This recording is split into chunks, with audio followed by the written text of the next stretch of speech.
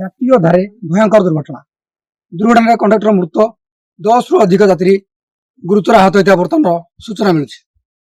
ରାତି ଅଧାରେ 55 ନମ୍ବର ଜାତୀୟ ରାଜପଥ ଲୁହାମୁଣ୍ଡା ନିକଟରେ ଭୟଙ୍କର ସଡ଼କ ଦୁର୍ଘଟଣା ଦେଖିବାକୁ ମିଳିଛି। ଦିଲଖୁସ ନାମକ ଏକ ଘରୋଇ ବସ୍ ଟ୍ରକକୁ ପଛରେ ଧକ୍କା ହୋଇଥିବା ବର୍ତ୍ତମାନର ସୂଚନା ମିଳିଛି। ରାତି ଅଧାରେ ବସ୍ ଭାରସାମ୍ୟ ହରାଇ ଟ୍ରକକୁ ଧକ୍କା ହୋଇଥିବା ବର୍ତ୍ତମାନର ବଡ଼ ସୂଚନା ସାମ୍ନାକୁ ଆସୁଛି। ଭୁବନେଶ୍ୱରରୁ ଝାରସୁଗୁଡ଼ା ଅଭିମୁଖେ ଯାଉଥିବା ଦିଲଖୁସ ବସ୍ ଆଠମଲ୍ଲିକର ଲୁହାମୁଣ୍ଡା ନିକଟରେ ଦୁର୍ଘଟଣା ଘଟିଥିବା ବର୍ତ୍ତମାନର ବଡ଼ ସୂଚନା। ଏଥିରେ କଣ୍ଡକ୍ଟରଙ୍କ ମୃତ୍ୟୁ ହୋଇଥିବା ବେଳେ 10 ଜଣ ଯାତ୍ରୀ ଗୁରୁତର ଆହତ ହୋଇଛନ୍ତି। ଗୁରୁତର ମାନଙ୍କୁ ଅନୁଗୁଳ ଜିଲ୍ଲା ମୁଖ୍ୟ ଚିକିତ୍ସାଳୟକୁ ଚିକିତ୍ସା ନିମନ୍ତେ ପଠାଇଥିବା ବର୍ତ୍ତମାନର ବଡ଼ ସୂଚନା ରହୁଅଛି। ଅନ୍ୟ ଯାତ୍ରୀମାନଙ୍କ ଅବସ୍ଥା ଭଲ ଥିବା ବର୍ତ୍ତମାନର ବଡ଼ ସୂଚନା।